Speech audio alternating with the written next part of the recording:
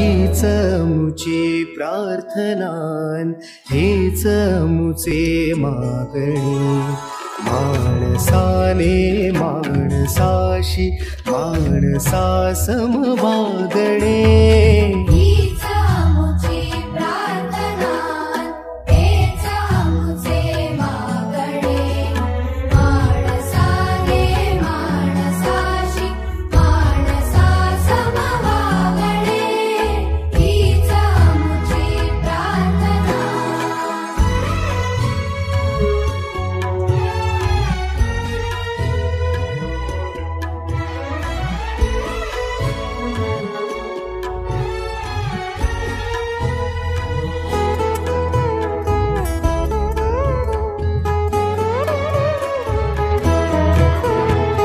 धर्म जाती प्रांत भाषा द्वेष सारे संपू दे धर्म जाती प्रांत भाषा द्वेष सारे संपू दे एक निष्ठा एक आशा एक रंगी रंगू दे पुन्हा पसरो मनावर शुद्धतेचे चाकणे माणसाने माणसाशी माणसा समवागणे हीच मुची प्रार्थना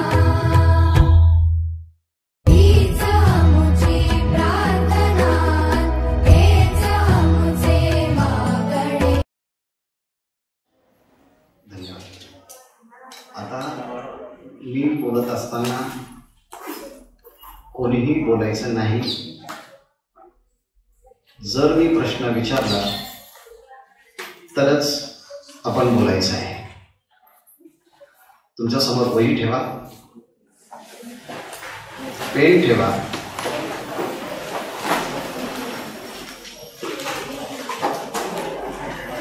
आणि आता आवाज नकोय कोणाचाही.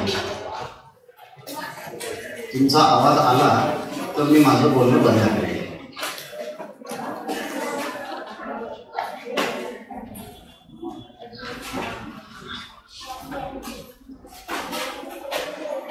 ज्ञानेश्वरीची ओळख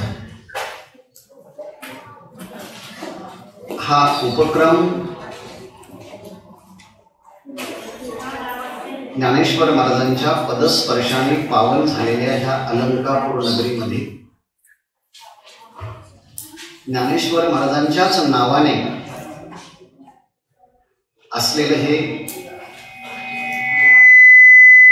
ज्ञानेश्वर विद्यालय आणि ज्युनियर कॉलेज. आवाज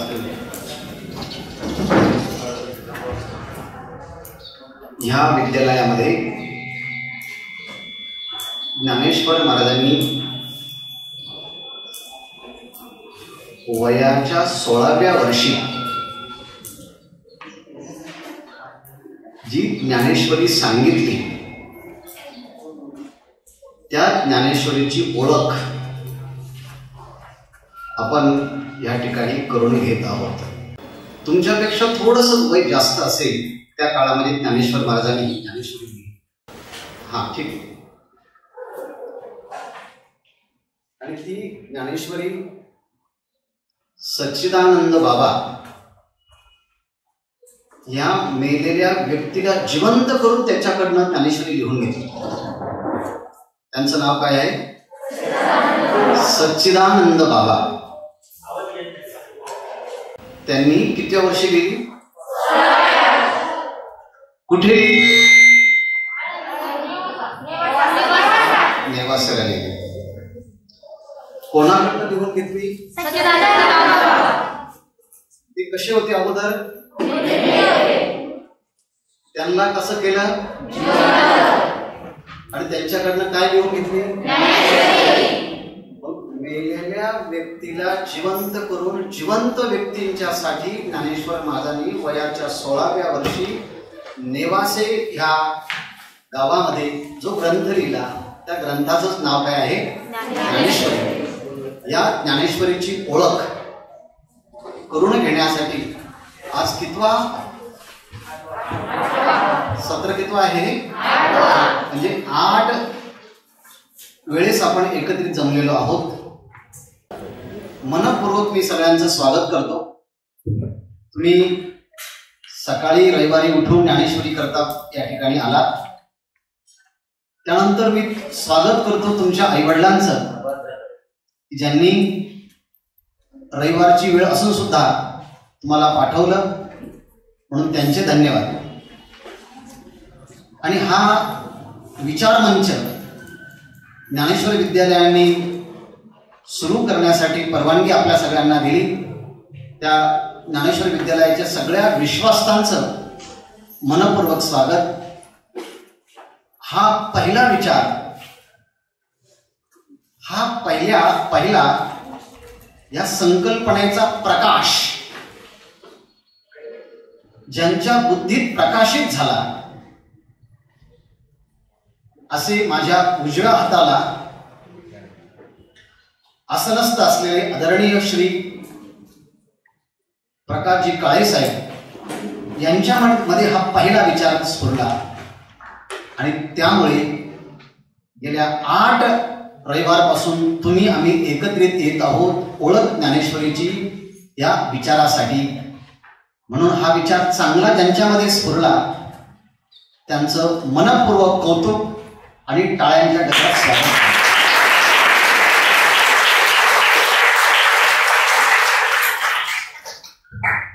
काय मी बोलतो ते प्रत्येक वाक्य महत्वाचं असेल तर पटकन लिहून घ्या. दिव्याची ज्योत ही छोटी असते, एकदम छोटी असते, पण तिचा प्रकाश मात्र सगळ्या घरभर पसरलेला असतो. दिव्याची ज्योत ही छोटी असते, पण तिचा प्रकाश संपूर्ण घरभर पसरतो आणि घरातला अंधार नाहीसा करतो. तसंच सद्विचारांची ज्योत एखाद्या व्यक्तीच्या मनामध्ये उत्पन्न होते आणि त्या प्रकाशाने अनेकांच्या डोक्यामध्ये असलेला अज्ञानाचा अंधार हा दूर केला जातो. म्हणून छोट्या विचाराला कधीही छोटं समजू नये. छोटा विचार हा खूप मोठा असतो आणि अनेकांना मोठं बनवतो. मी जे बोललो ना, ही सुद्धा एक ओवी आहे बरं का. जैसी दीपकळिका धाकुटी तरी बहु तेजाते प्रगटी, तैसी सद्बुद्धी ठेकुटी म्हणू नये. चांगली बुद्धी जर निर्माण झाली कोणाच्या मनामध्ये, तिला लहान म्हणू नये. म्हणून लहान विचार सुद्धा मोठा असतो आणि छोटा विचार सुद्धा अनेकांना मोठं बनवतो. म्हणून हा विचार पहिल्यांदा त्यांना स्फुरला, त्यांचं खरंच मनपूर्वक कौतुक करतो. त्याचबरोबर त्यांच्याबरोबर येणारे सगळे पदाधिकारी त्यांचंही स्वागत करतो. आणि तुम्हाला हा ज्ञानेश्वरीची ओळख, हा विचार आतापर्यंत आमचे मित्र आदरणीय श्री भागवत महाराज साळुंखे यांनी काही रविवारी दिला.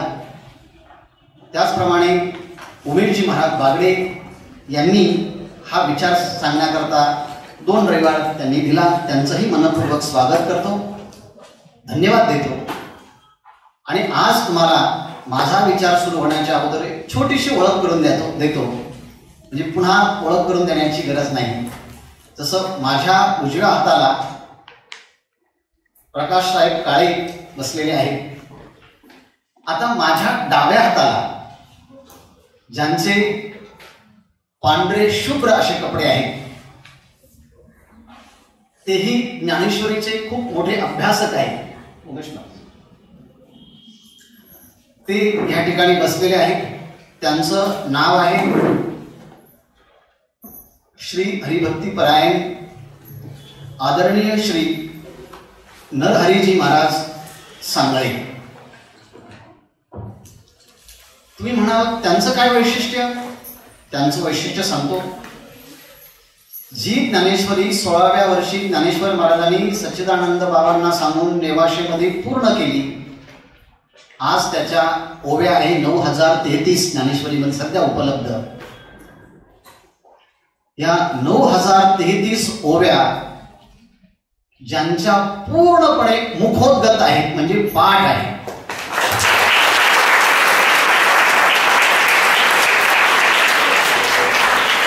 तुम्ही ज्ञानेश्वरी काढली आणि कोणतीही ओवी काढली, त्याचं एक टोक सांगितलं तर ते मागच्याही ओव्या सांगतील आणि पुढच्याही ओव्या सांगतील. अशी संपूर्ण ज्ञानेश्वरी ज्यांनी पाठ केलेली आहे, ही मराठीतलं आहे.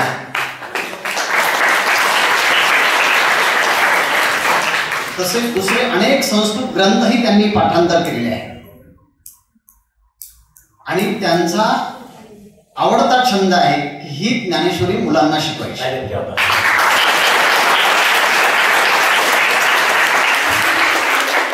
त्यांनी तसे आतापर्यंत अनेक मुलांना शिबिरं घेऊन शिकवलं आहे. शाळेमध्ये कॉलेजमध्ये जाऊन त्यांनी मुलांना मार्गदर्शन केलेलं आहे. आणि मग एखादा हिरा जर असेल, तो हिरा लोकांच्या समोर आणून द्यावा आणि त्याची उपयोगिता सगळ्यांना कळावी. म्हणून मी नरहरी महाराजांना गेल्या 3-4 रविवारपासून विनंती करत होतो की तुम्ही एकदा या आणि ह्या उपक्रमामध्ये सहभागी व्हा. आणि त्यांनी तो विचार मान्य केला आणि आज माझ्यासमोर हे समुपस्थित आहेत. पुढे आपल्याला अनेक रविवार त्यांच्या विचाराची संगत ज्ञानेश्वरी महाराजांच्या ह्या ज्ञानेश्वरीच्या माध्यमातून होणार आहे. म्हणून तुमच्या सगळ्यांच्या वतीने मी त्यांना विनंती करतो की तुम्ही सुद्धा ओळख ज्ञानेश्वरीची ह्या उपक्रमामध्ये सक्रिय सहभाग घ्यावा आणि त्याचं प्रात्यक्षिक काही रविवारांच्या माध्यमातून आपल्याला सांगावं अशी मी त्यांना विनंती करत आहे.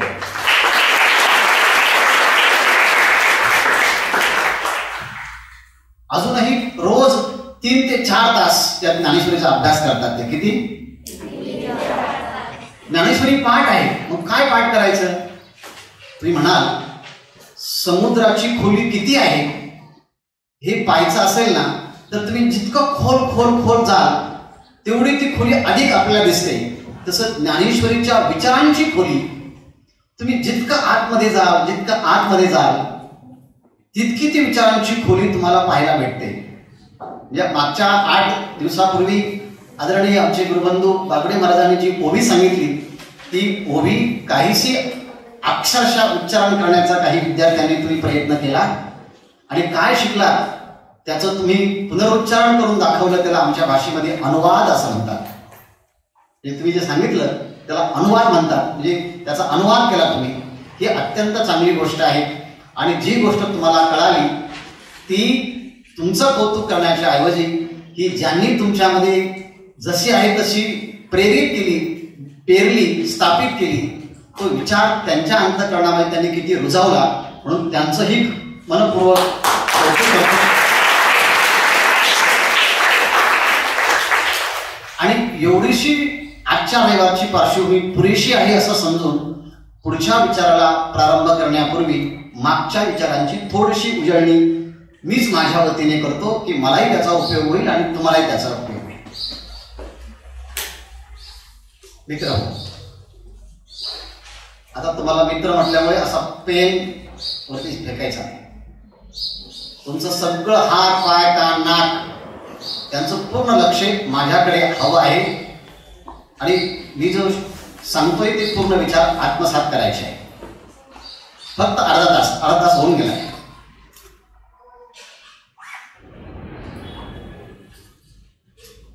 संपूर्ण समाज व्यवस्था ही एका व्यक्तीवर अवलंबून असते आणि एक व्यक्ती चांगला बनला की संपूर्ण समाज व्यवस्था ही चांगली होत असते.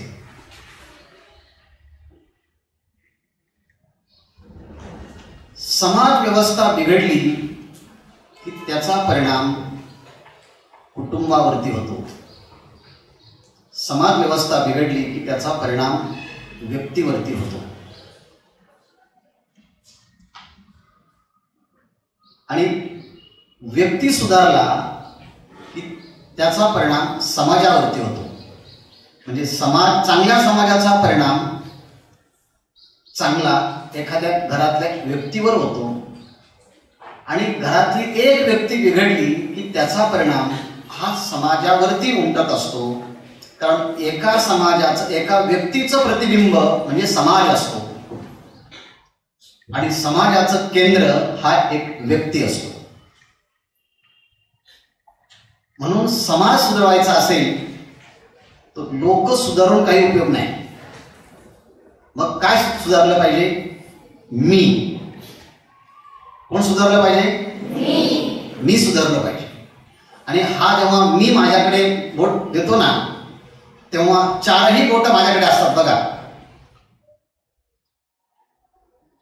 आणि जेव्हा मी सांगतो तुम्ही सुधारले पाहिजे, तेव्हा एकच बोट तुमच्याकडे असतं आणि हे चारही बोट माझ्याकडे असतात. पण जेव्हा मला सुधारायचं आहे असं जेव्हा म्हणतो, तेव्हा हे पाचही बोट आपल्याकडे असतात. म्हणजे मी सुधारणं अधिक महत्वाचं आहे. दुसऱ्याकडे बोट करून लोक सुधरत नाही. Society will not change by just teaching. फक्त शिकवल्याने कधी समाज सुधरत नाही. But if you change, entire society will change automatically. कळालं? स्वामी विवेकानंद म्हणायचे, I do not want 100 and thousands people. Just give me 10 youth by which I will change my country. मला हजारो लोक नकोय, मला फक्त 10 तरुण द्या. त्यांच्या माध्यमातून मी देश बदलून टाकेन. ज्या स्वामी विवेकानंदांनी फक्त 10 तरुणांची अपेक्षा केली. काळेसाहेब, आपल्याकडे किती तरुण आहेत बघा. आणि तुम्ही ठरवलं की ह्या ज्ञानेश्वरीच्या ओळखीच्या माध्यमातून मी स्वतःला बदलवेन. एवढा जरी विचार ह्या ठिकाणी तुम्ही आज आपल्या अंतःकरणामध्ये ठेवला तर ज्ञानेश्वर महाराजांची आणि स्वामी विवेकानंदांची प्रतिज्ञा साकार होईल.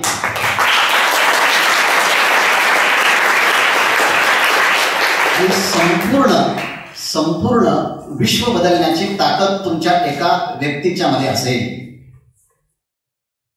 You are the key to change the world. जगाला बदलण्याची किल्ली कोणाजवळ आहे? तुमच्याजवळ आहे. फक्त तुम्ही कुठे फिरवायची? जग सुधारवायची किल्ली सुधारण्यासाठी फिरवायची का बिघडवण्यासाठी फिरवायची? ही कोणाच्या हातामध्ये आहे? आपल्या हातामध्ये आहे, आमच्या हातामध्ये आहे, माझ्या हातामध्ये आहे, असं प्रत्येकाने म्हणायचं. चालेल? आता मी तुम्हाला हा विचार सांगण्यासाठी त्याची प्रस्तावना सरांनी आधीच केली आहे. मी तुम्हाला प्रश्न विचारतो आणि त्या प्रश्नाचं उत्तर तुम्हीच नमूद करायचं तुमच्या वहीमध्ये. की मी जर समाजाचा घटक असेल तर मी शाळेत येताना आणि शाळेतून जाताना चांगलं बोलतो का? मी शाळेत येताना आणि शाळेतून जाताना मी चांगलं बोलतो का?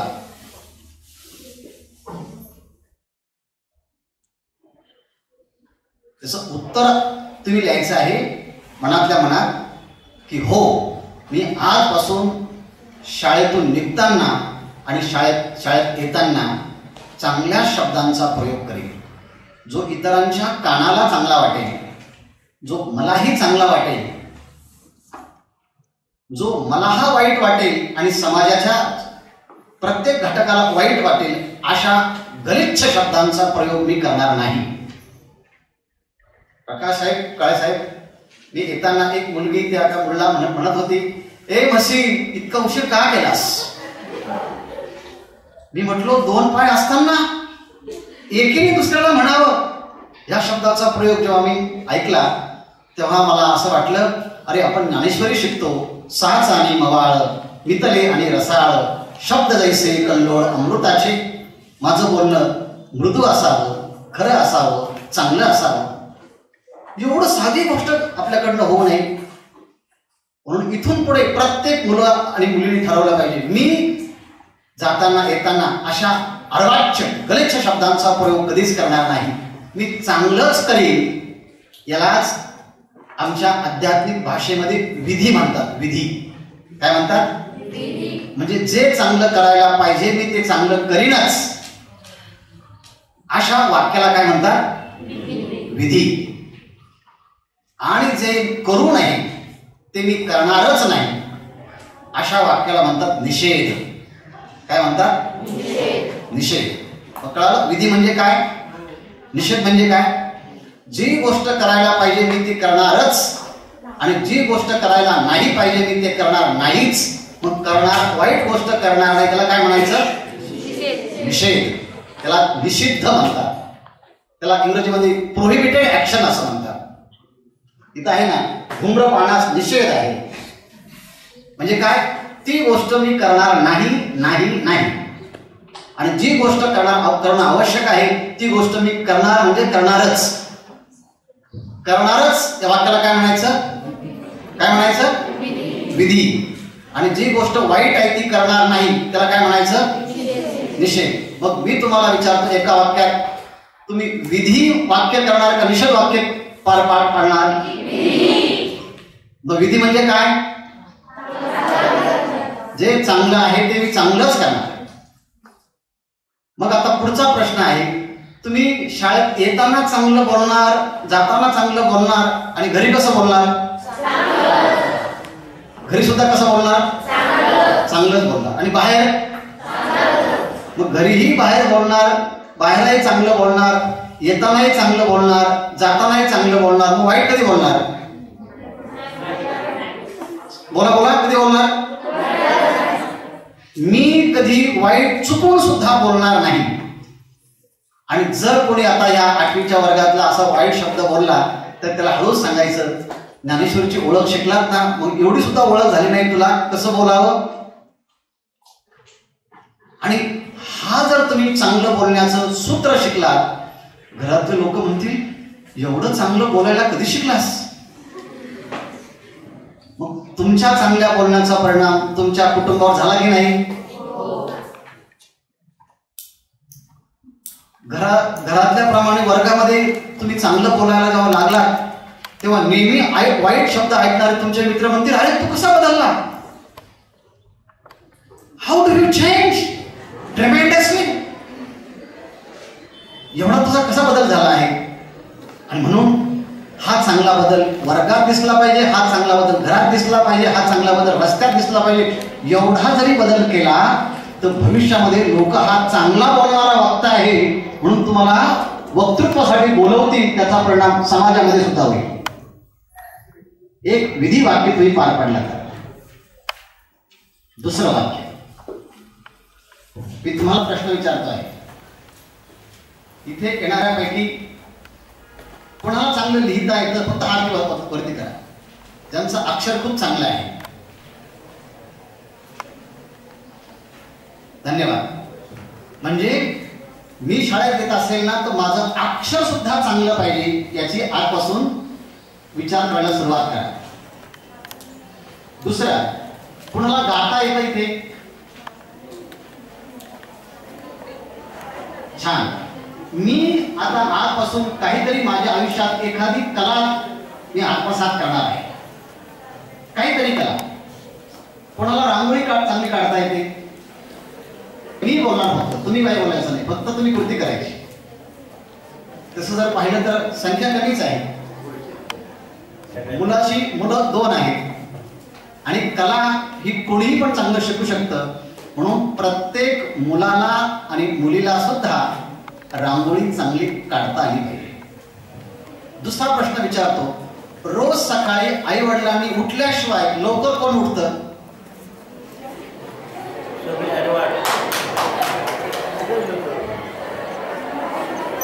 बोलायचं नाही, बोलायचं नाही. तुम्ही बोलणं सुरू केलं की बंद करणार आहे.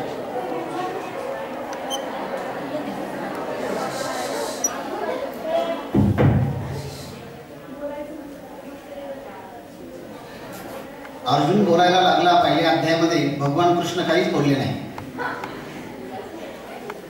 ते म्हणजे तुला बोलायचं बोल, मी आपलं ऐकून घेतो. पण जेव्हा कृष्ण बोलायला लागला तेव्हा अर्जुन काहीच बोलला नाही. प्रश्न विचारला तेव्हाच बोलला.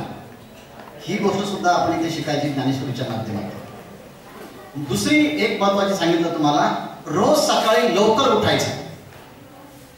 कोणीही तुम्हाला उठवल्याशिवाय उठायचं. आणि त्याचं कौतुक तुमच्या आयुष्यभर लोकांनी केलं पाहिजे की हे खूप लवकर सकाळी उठतात. काल माझ्याकडे सर एक व्यक्ती आला, ते म्हणजे आम्ही लवकर उठतो तसंच 11 वाजता. म्हणजे झोपता कधी? म्हणजे 2 वाजता रात्री. पण चांगली सवय करायची आहे ना समाजामध्ये तुम्हाला, मग चांगली सवय तुम्ही लावा. रोज सकाळी लवकर उठा आणि रोज संध्याकाळी लवकर झोपा. वेळेवर झोपणं आणि वेळेवर उठणं ही चांगली सवय लावा. दुसरं, कोण वेळेवरती जेवतं? वेळेवरती जेवणं सुद्धा ही चांगली सवय आहे. तुम्ही मी जे सांगतो ना ते लिहून घ्या वहीमध्ये. मी जे प्रश्न विचारले ते, रोज वेळेवरती जेवणं, रोज लवकर उठणं आणि रोज लवकर झोपणं, चांगलं बोलणं घरात बाहेर इकडे तिकडे. मी आता मुलींना प्रश्न विचारतो,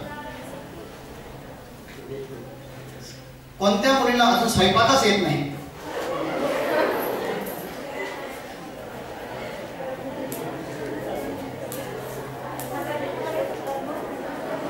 कोणत्या मुलाला स्वयंपाक येतो?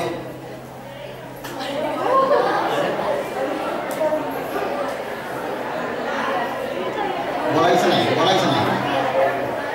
बस खाली खल्यात करा.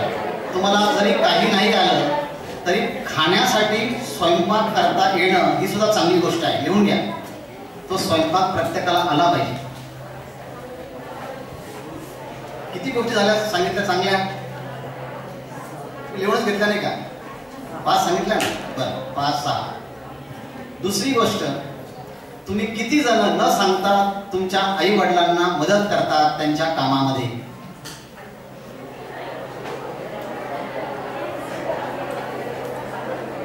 खाली हात करा.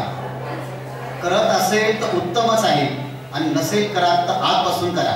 मुलींनी तुम्ही तुमच्या आईसाठी मदत करा. मुलांनी त्यांच्या वडिलांच्या व्यवसायासाठी मदत करा. म्हणजे आम्ही लहान असताना सुद्धा आई वडील आमच्यासाठी एवढं करतात ना, म्हणून त्यांच्यासाठी आम्ही काहीतरी करू. ही चांगली सवय तुम्ही त्यांना तुमच्या कृतीने दाखवून द्या. ही चांगली गोष्ट करा. नंतर वर्गामध्ये शिक्षक शिकवत असताना मध्येच काही मुलांना बोलण्याची सवय आहे. अशी सवय कोणाकोणाला आहे? हात दाखवून आपल्या सामर्थ्याचं प्रदर्शन करा. वा, छान, तुझं कौतुक आहे. तेवढा प्रामाणिकपणा त्यांनी दाखवला. प्रश्न माझा असा आहे, प्रश्न असा आहे, वर्गामध्ये शिकवत असताना मध्येच बडबड करण्याची सवय ज्यांना आहे अशी कोण कोण आहे? शिक्षकांची चेष्टा करणं, त्यांचा अपमान करणं, त्यांच्याकडे दुर्लक्ष करणं ही चांगली का वाईट सवय आहे? एका मुलाने सवय तशी दाखवली की दुसरा मुलगा तसंच करतो. पण आणि म्हणून चांगल्या सवयीपैकी एक सवय आहे, मी वर्गात गेल्यानंतर कधी शिक्षकांना उलट बोलणार नाही. मी शिक्षकांचा आदर करीन. वाक्य लिहा. लिहायचं नाही फक्त. मॅडम तुम्ही आता आहे त्यांना शिकवायला. ही मोठी समस्या आहे. ज्ञानेश्वरीची ओळख समजून घेताना ओळख जेव्हा होईल तेव्हा होईल, पण मी ज्ञानेश्वरीची ओळख शिकतो आहे याची ओळख शिक्षकांना कळली पाहिजे. तरी मुलं आता गोंधळ करत नाही. माझा आवाज वाढवत का? बस मी वाढवतो. तिसरी गोष्ट, मी या शाळेतला विद्यार्थी आहे.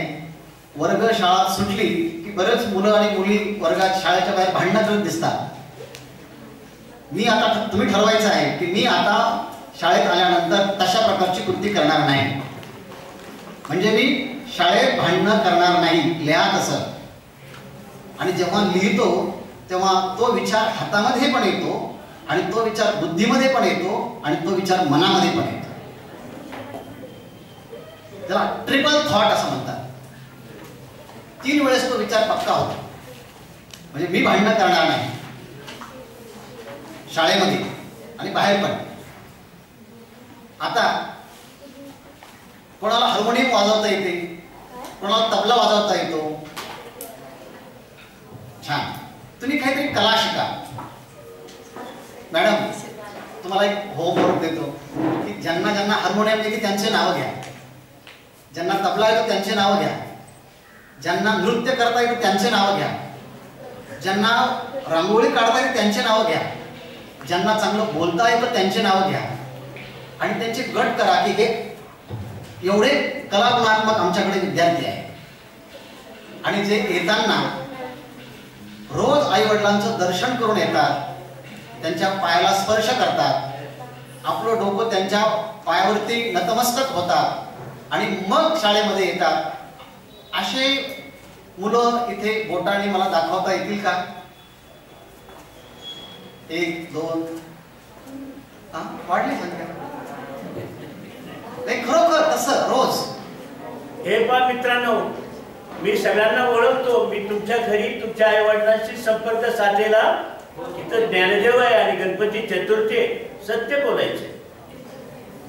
नसेल तर आता गुरुजी सांगतील तुम्हाला. आणि म्हणून रोज शाळेत येताना मी समाजाचा एक घटक आहे ना. इकडे बघा, माझ्याकडे पहा, इकडे लक्ष द्या. मी जर समाजातला एक घटक असेल आणि मी समाज सुधारायचा असेल तर त्याची सुरुवात मी माझ्यापासून करीन. म्हणून येताना मी आई वडिलांचं दर्शन करून येईल असं तुम्ही विचार करा, लिहा तसं. आणि मी रोज शाळेत येताना आई वडिलांचं दर्शन करून येईल. कारण मातृदेवो भव आमच्याकडे ही संस्कृती आहे, पितृदेवो भव ही आमच्याकडे संस्कृती आहे. आणि शाळेत आल्यानंतर जे वर्गात शिक्षक येतात त्यांना मी तिथे बसूनच माझ्या अंतःकरणातून आणि हात जोडून त्यांना मी मनोमन नमस्कार करीन. म्हणून तुमच्या वर्गामध्ये येणाऱ्या शिक्षकांना सुद्धा तुम्ही तिथल्या बसल्या नमस्कार करा. नाही हात जोडता आले तर मनोमन तरी करा. नाही मनोमन करता आलं तर जेव्हा बोलताना आदरात्मक शब्दांचा प्रयोग करा. जमलं? एक महत्वाचा आणखी प्रश्न आहे. तुम्हाला तुमचे कपडे धुता येतात का? बस खाली हात करा. ते तुम्ही स्वतःचे कपडे स्वतः धुतले पाहिजे. स्वतःचं जेवणाचं ताट तुम्हाला स्वतःला धुता येतं का? ही चांगली गोष्ट, सवय एक लावून द्या ती गोष्ट. मी आजपासून रोज जेवण झाल्यानंतर ते ताट मी धुणार आहे. माझे कपडे मी धुणार आहे. माझी अभ्यास रूम जी आहे ना ती आल्यानंतर असं वाटलं पाहिजे हे सरस्वतीचं मंदिर आहे.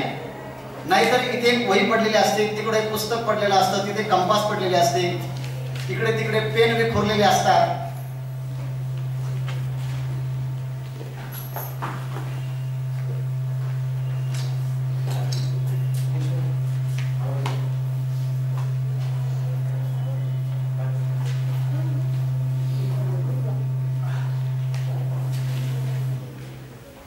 या माईकने सांगितलं मी बिघडलो की तुमच्यामध्ये कसा गोंधळ होतो पहा.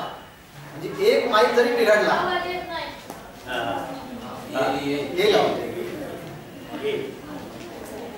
येतो का आवाज?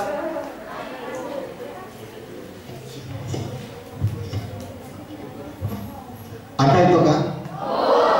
आता असं म्हणजे माईकने सुद्धा सांगितलं मी बिघडलो की वर्गातलं वातावरण बिघडून जातं, आहे का नाही? म्हणून मुद्दा हाच विषय शिकवताना तो बिघडला.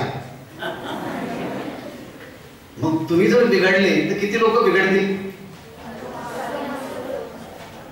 एक ड्रायव्हर गाडी चालवताना जर त्याला डुलकी आली आणि झोप आली आणि गाडीचा ऍक्सिडेंट झाला तर किती लोक मरतील? सगळेच मरतील. बोल नका. एक ड्रायव्हर चुकला तर गाडीतले 50-60 लोक मरतात. घर बांधताना एक इंजिनियर चुकला तर त्या सोसायटीमध्ये राहणारे कधी कधी 100 सोसायटीचं घर असतं, सगळे लोक मरतात. डॉक्टर ट्रीटमेंट करताना जर चुकला तर पेशंट जातात. आणि शिकवता शिकवता शिक्षक चुकला तर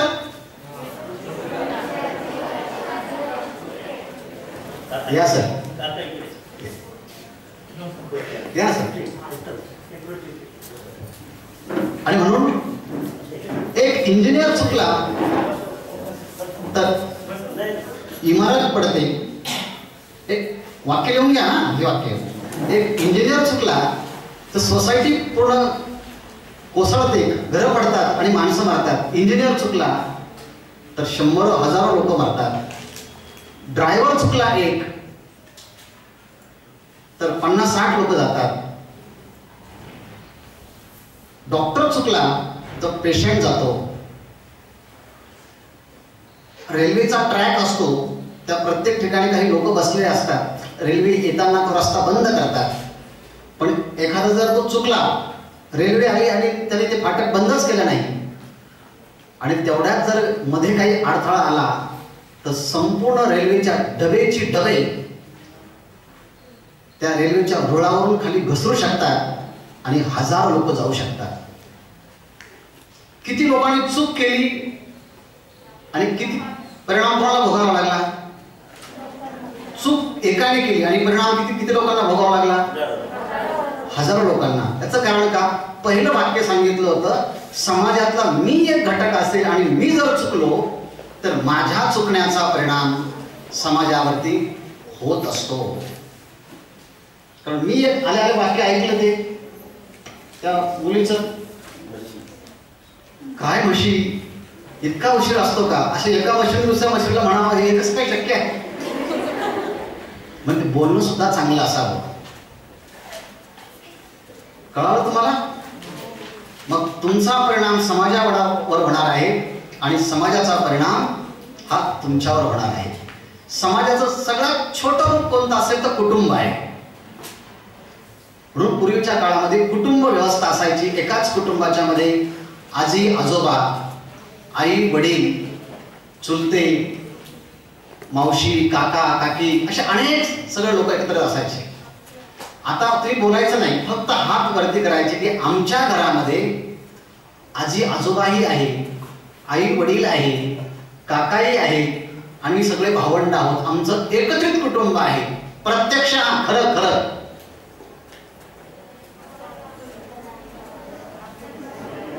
हा बस बस बस.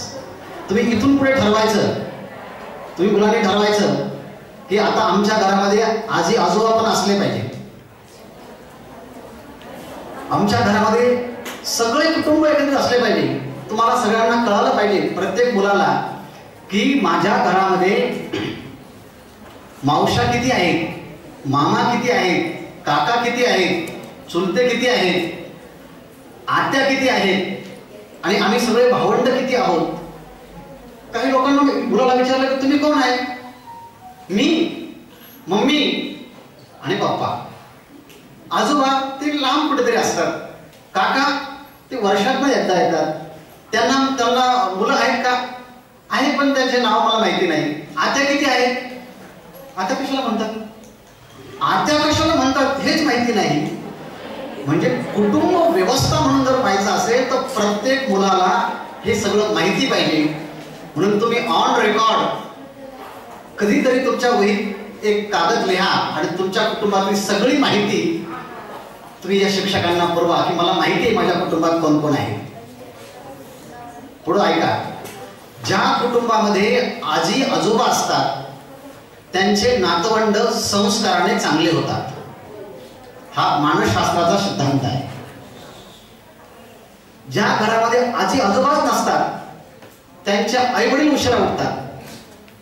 मग त्यांचे आई वडील उशिरा उठले की मग त्यांचीच हे मुलं असल्यामुळे ते सुद्धा उशिरा उठतात. पण ज्या घरामध्ये आजी आजोबा आहेत त्यांच्या भीतीने का होईना ते घरातले आई वडील लवकर उठतात, त्यांच्या भीतीने का होईना, आजी आजोबा यांच्या भीतीने का होईना नातवंड लवकर उठतात आणि घरामध्ये मोठे माणसं जर असेल तर अनावश्यक लोक आपल्या घरामध्ये ये जा करत नाही. कळालं? हे वाक्य लिहून घ्या. घरामध्ये मोठे माणसं जर असेल तर विनाकारण अवतीभोवती फिरणारे माणसं आपल्या घरामध्ये ये जा करत नाही. या वाक्याचा अर्थ तुम्हाला खूप दिवसाने कळेल, पण लिहून ठेवा आताच. पण घरामध्ये जर मोठी माणसं आई वडील आजी आजोबा असे असेल तर विनाकारण ये जा करणारे माणसं आपल्याकडे येत नाहीत. तेव्हा नको ते आजोबा बसलेले आहेत, नको तिथे आजी बसलेली आहे, नको तिची आई आहे, तिचे वडील आहे, नको जायला तिकडे. आणि ते जर ते न आल्यामुळे अनेक अनर्थ टळले जातात. घरात कोणीच नाहीये, येऊ का?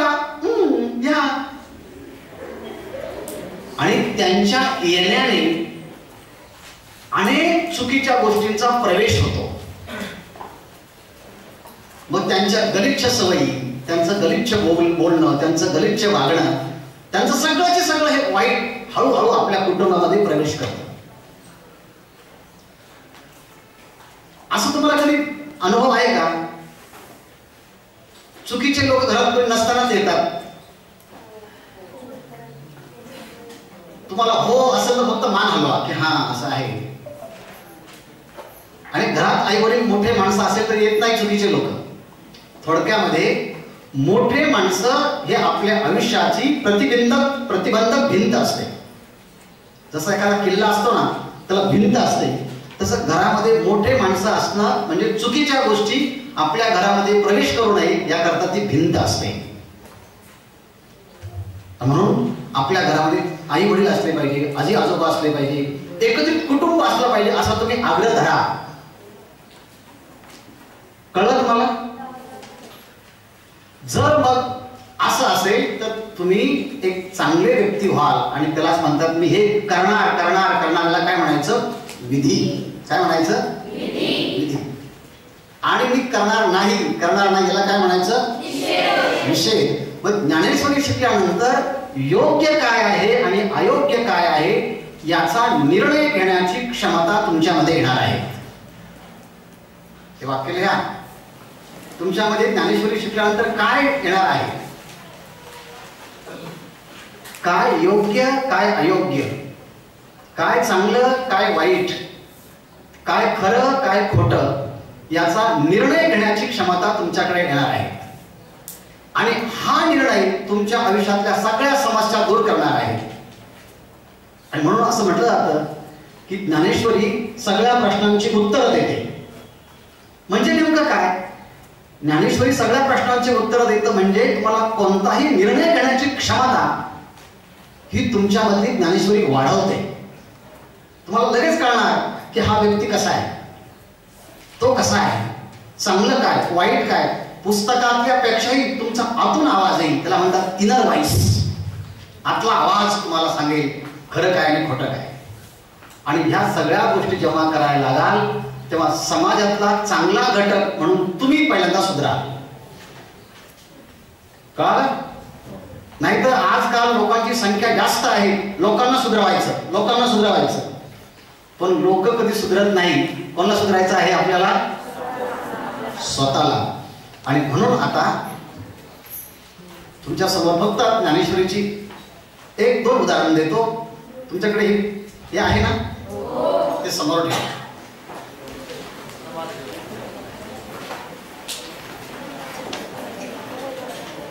मित्रांनो माझ्याकडे पहा, समोर विष ठेवलेलं आहे. विष, पॉइझन. पिल्याने काय होतं? मग विष पिल्याने जर मनुष्य मरतो हे माहीत असताना शहाणा मनुष्य विष पेईल का नाही पिणार?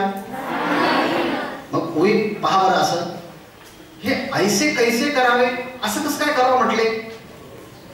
याच्यामध्ये विष आहे हे माहिती असताना जर कोणी प्यायला लागलं तर माऊली म्हणतात जे आपले आपण मारावे, आपणच आपल्याला मारावं असं कधी शहाणा मनुष्य करेल का? नाही करणार. पण एखाद्याला माहिती आहे की हे विष आहे. आणि कसं विष आहे म्हटले? काळकुट्ट विष. कसं आहे? म्हणजे ह्या विषा घेतल्यानंतर मनुष्य नक्की मरतो. मग असं जर एखाद्याला माहिती असेल आणि तो जर विष पित असेल तर शहाण म्हणायचं का वेडा? मग बघा, जाणत जाणताची सेवावे, म्हणजे माहिती असतानाच जर तो विष पित असेल, कसं? काळकुट विष. मग त्याला शहाण म्हणायचं का वेडा?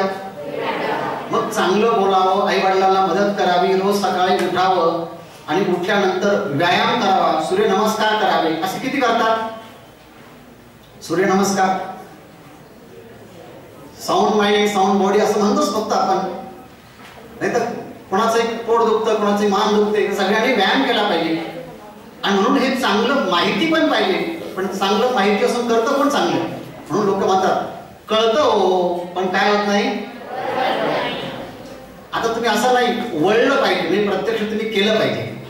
आणि जी माहिती आहे ती आपण चांगलं केलं, त्याला शहाण म्हणायचं का वेडं?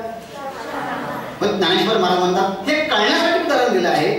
तुमच्या समोर विष आहे आणि याने मरताय हे माहिती असूनही जर तुम्ही ते पित असाल तर हा वेडेपणा नाही का बरं? तसं चांगलं बोलावं हे माहिती आहे, आईवडिलांना मदत करावी ही माहिती आहे, लवकर उठावं हे माहिती आहे, चांगली कला संपादन करावं ही माहिती आहे, पण लवकर उठत नाही, वडिलांना मदत करत नाही, मग तो शहाणा का वेडा? म्हणून आपल्या मनामध्ये चुकीचे विचार येऊ नये याकरता चांगल्या विचाराचं पहिल्यांदा आरंभ करा. एक चांगला विचार 1000 चांगल्या विचारांना घेऊन येतो. वाक्य लिहा. एक चांगला विचार 1000 चांगल्या लोकांना घेऊन येतो आणि एक चांगला मनुष्य 1000 चांगल्या माणसांना घेऊन येतो.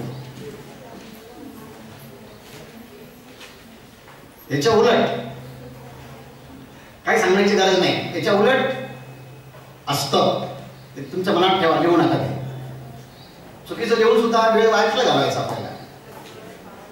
आता पुढचं उदाहरण पहा. तुम्ही जंगलामध्ये आहात, चाललेला आहात, रस्त्याने एकही मनुष्य नाही आणि समोरून एक प्राणी रस्ता क्रॉस करतोय आणि त्या प्राण्याचं नाव आहे सिंह.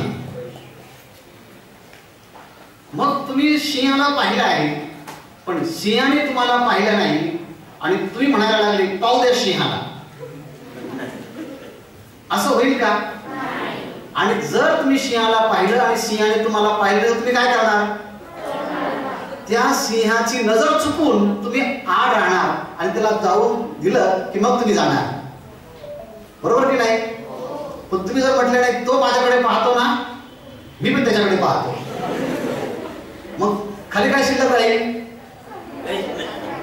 खाली फक्त पाहणारा सिंह शिल्लक राहील. तुम्ही त्याच्या पोटात जा आणि मग चालता चालता जर आडवा सिंह आला आणि तो जर आपल्याला खाणार असेल तर आपण त्याला चुकवणं शहाणं का वेडं? ज्ञानेश्वर महाराज म्हणतात हा मार्गी चालता, मार्गी रस्त्याने चाललेला आहे आणि पुढे अचानक पुढा सिंह झाला अवचिता, पुढा अचानक सिंह आला तर त्याला चुकवणं शहाणपणाचं आहे ना, तो चुकविता लागू आती, आपण जिवंत राहू. तसं काही माणसं सिंहासारखे असतात, वाईट बोलतात, वाईट पाहतात, वाईट चोरी करतात. असं जर पाहिलं ना आपण त्याला टाळावं, नको सिंह आला, कारण तो एकदाच खातो. पण वाईट लोक वाईट विचाराने तुम्हाला आयुष्यभर खात राहतील. म्हणून वाईट लोकांच्या समोर सुद्धा जायचं नाही, त्यांना टाळायचं. We have to avoid them. We have to neglect them. त्यांना अवॉइड करायचं, निग्लेक्ट करायचं. तसं जीवन जगताना जर वाईट लोक असतील, वाईट आचरणाचे असतील तर त्यांना तुम्ही बाजूला ठेवायचं आणि चांगले लोक असतील त्यांना मुद्दाम सामोरं जायचं, त्यांना भेटायचं, त्यांना बोलायचं, त्यांची ओळख करून घ्यायची. म्हणून काही मुलांना सवय आहे घरात पाहुणे आले का पळून जायचं. असं किती मुलांना सवय आहे बरं? घरात पाहुणे आले की ते पळून जातात आणि फक्त मग मोठे माणसं असतात. पण येणारे पाहुणे कवी असू शकतात, लेखक असू शकतात, शास्त्रज्ञ असू शकतात, समाजसेवक असू शकतात, एक विद्वान असू शकतात, एक ज्ञानी असू शकतात, आणि जाता जाता जर तुम्हाला त्यांनी एखादा शब्द शिकवला की जो तुम्हाला हजारो पुस्तकांच्या मध्ये वाचूनही भेटणार नाही, तो शब्द तुम्हाला त्यांच्या बोलण्यातून भेटणार असाल, तर तुम्ही पळून जर गेला तर हजारो पुस्तकाला तुम्ही मुकलात ना. म्हणून इथून पुढे तुमच्या घरी पाहुणा आला तर पळून जायचं नाही, त्यांना पाणी द्यायचं, त्यांच्याशी प्रेमाने बोलायचं, त्यांना चहा देऊ का पाणी देऊ का असं विचारायचं. आणि ही आपली संस्कृती आहे, अतिथी देवो भव. काय आहे? मग आता हे वाक्य लिहून घ्या तुमच्या वहीमध्ये. माझ्या घरी नवीन अतिथी आला की मी त्याची विचारपूस करीन आणि त्याच्याकडनं मी काहीतरी चांगली गोष्ट शिकेल. आणि एक गोष्ट करायची, नवीन आपल्या घरी एखादा हुशार बुद्धिमान शिक्षक गुरु आला तर त्यांना नमस्कार करायचा. काय करायचं? नमस्कार करायचा. या हजारो, मी आता एक 50 गोष्टी सांगितल्या असेल या सगळ्या ज्ञानेश्वरीतल्या, पण मी कशात ते सांगितल्या एवढं सांगितलं नाही. पण ह्या म्हणण्याचा अर्थ आहे, समाज सुधारायचा असेल तर कोण सुधारलं पाहिजे? आम्ही म्हणजे कोण? मी स्वतः. कारण का? मी समाजाचा एक अंग आहे.